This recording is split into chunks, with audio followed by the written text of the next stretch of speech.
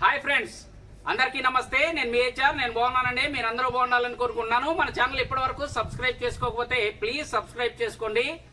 చాలా మంది అయితే సార్ మన ప్రొజెక్టర్ని టీవీ లాగా వాడుకోవచ్చా అని అడుగుతున్నారండి. ప్రొజెక్టర్ని టీవీ లాగా అయితే మనం వాడుకోలేము. ప్రొజెక్టర్ని అయితే 3 గంటలు వాడిన తర్వాత అవి బాగా హీట్ ఎక్కుతాయండి. దాని వెనక సైడు ఎల్ఈడి బల్బు కారణంగా విపరీతమైన హీట్ జనరేట్ చేసి ఆ డిస్ప్లేని అయితే బర్న్ చేస్తాయి. అందువల్ల మనం ఒక 3 గంటలు వాడిన తర్వాత దానికి బ్రేక్ అయితే ఇవ్వాలండి. అలా బ్రేక్ ఇచ్చిన కంటిన్యూగా వాడుకోవడానికి మనం 2 ప్రొజెక్టర్లు అయితే మెయింటెనెన్స్ చేయాల్సి ఉంటుంది. ఎందుకంటే ఒక ప్రొజెక్టర్ 3 గంటలు మనం యూజ్ చేసినా దానికి బ్రేక్ ఇచ్చి రెండో ప్రొజెక్టర్ కూడా 3 గంటలు మళ్ళీ మనం కంటిన్యూ వాడితే మనం టీవీలో చూసినట్టు ప్రోగ్రామ్స్ అయితే బిగ్ స్క్రీన్లో అయితే మనం చూసి ఎంజాయ్ చేయొచ్చు.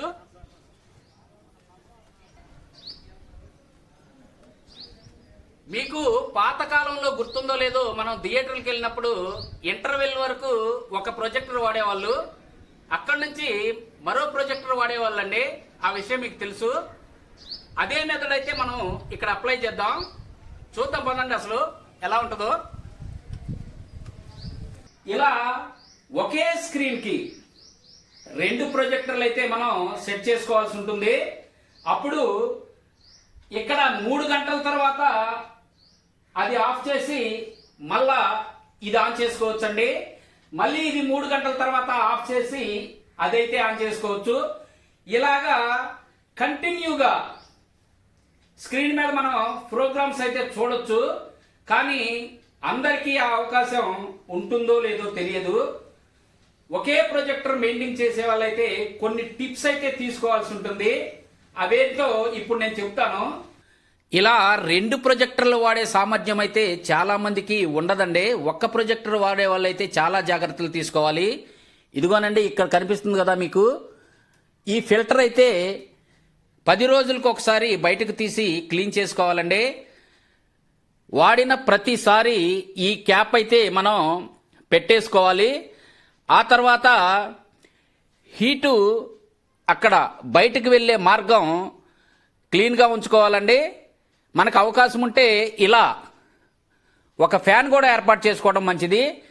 మనం వాడిన వెంటనే దీని మీద అయితే క్లాత్ అయితే కప్పేసుకోవాలండి. ఎందుకంటే డస్ట్ లోపలికి వెళ్లకుండా ఉంటుంది. ప్రతి 3 గంటలకు ఒకసారి కంపల్సరిగా ½ గంట అన్నా దాన్ని ఆపేసుకోవాలి. సాధ్యమైనంత వరకు దీన్ని కూల్ ప్లేస్లో అయితే ఉంచాలండి.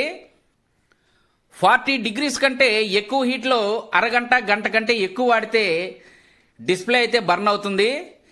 దీన్ని మినిమం మనం 30 డిగ్రీస్ లోపే ఉంచితే ప్రొజెక్టర్ అయితే సేఫ్గా ఉంటుందండి. అందువల్ల మనం ఉంచలేం కాబట్టి మనం ఈ ప్రొజెక్టర్ పైన ఒక కాటన్ క్లాత్ వాటర్లో ముంచి పిండి దీని మీద వేసుకోవడం మంచిదండి. దీని బాడీ అయితే అప్పుడు కూల్ అవుతుంది. నేను అలాగే చేస్తాను. ఓకేనండి, ఇప్పుడు మనం ఒకే స్క్రీన్కి ఇలా 2 ప్రొజెక్టర్లు సెట్ చేసాం కదా. ఇవి సెట్ చేసేటప్పుడు అయితే చాలా జాగ్రత్తలు తీసుకోవాలండి. ఎలా అంటే, ఈ ప్రొజెక్టర్కి ఇటువైపు హీట్ సింక్ ఉంది, ఇటువైపు హాట్ ఎయిర్ అయితే బయటకు వస్తుంది. దీనికి కూడా ఇటువైపే హాట్ ఎయిర్ అయితే బయటకు వస్తుంది. మనం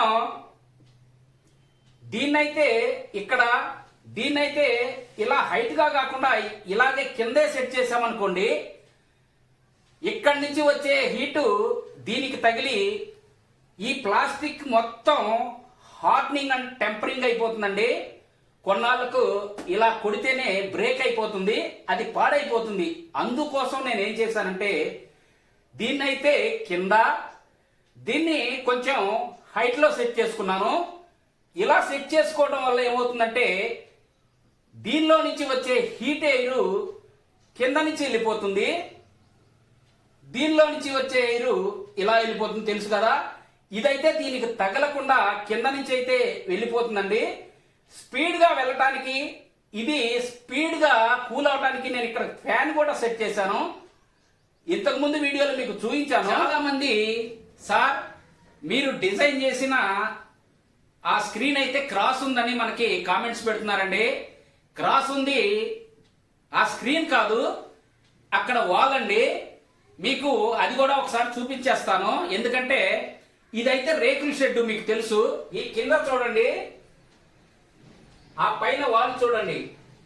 ఈ వాల్ అయితే క్రాస్ ఉందండి. ఇక్కడ ఈ గోడ 10 అడుగుల డిస్టెన్స్ లోనే పావు అడుగైతే 1/4 అడుగైతే తేడా ఉందండి పైన. దానివల్ల మీకు ఇక్కడ క్రాస్ కనిపిస్తుంది. ఈ పైన రేకులు ఉన్నాయి కదా, అవి వాటర్ పోవడానికి మనకి క్రాస్ పెట్టాం కదా, ఈ వాటమే మీకు ఇక్కడ క్రాస్ లాగా కనిపిస్తుంది. ఇక్కడ గమనించండి, ఈ గోడల వల్ల ఆ రేకు వల్ల మీకు ఈ స్క్రీన్ అయితే క్రాస్ కనిపిస్తుంది అనమాట. అంతే, ఇదైతే పర్ఫెక్ట్ గానే ఉంది.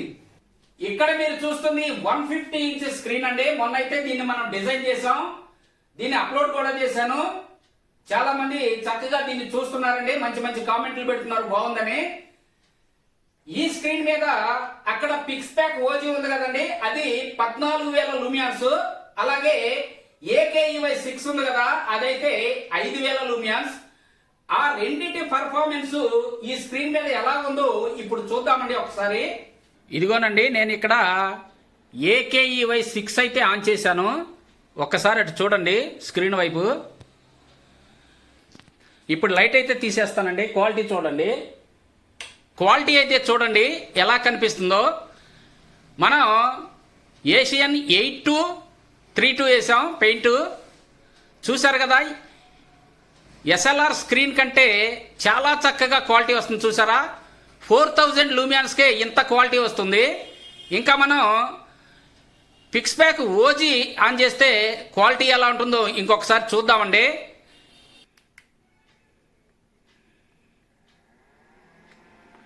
ఓజీ ఆన్ అయింది చూడండి.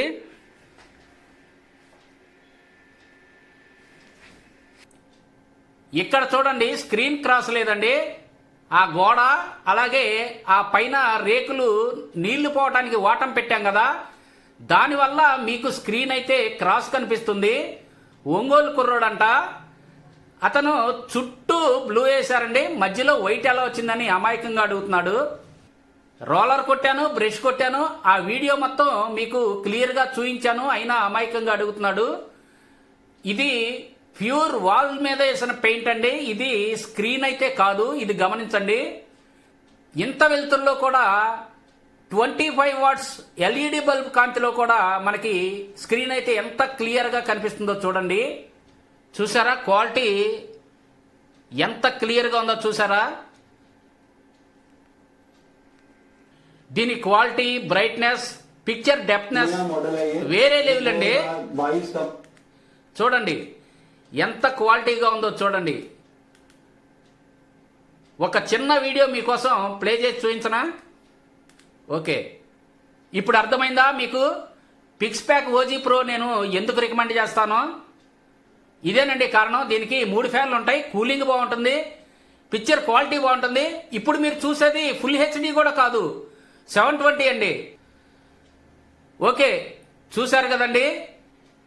సింగిల్ ప్రొజెక్టర్ మెయింటైన్ చేసే వాళ్ళైతే చాలా జాగ్రత్తలు తీసుకోండి. ప్రతి 3 గంటలకైతే బంద్ చేసుకోండి, కూలింగ్ శుభ్రంగా ఉండేటట్టు చూసుకోండి. అలాగే మంచి కూల్ ప్లేస్లో అయితే పెట్టుకోండి. అప్పుడప్పుడు అంటే ప్రతి అరగంటకి గంటకి ఒకసారి కాటన్ గుడ్డ అయితే పిండి ఆ ప్రొజెక్టర్ మీద వేసుకోండి అండి పైన, ఎందుకంటే కూలింగ్ బాగుంటుంది.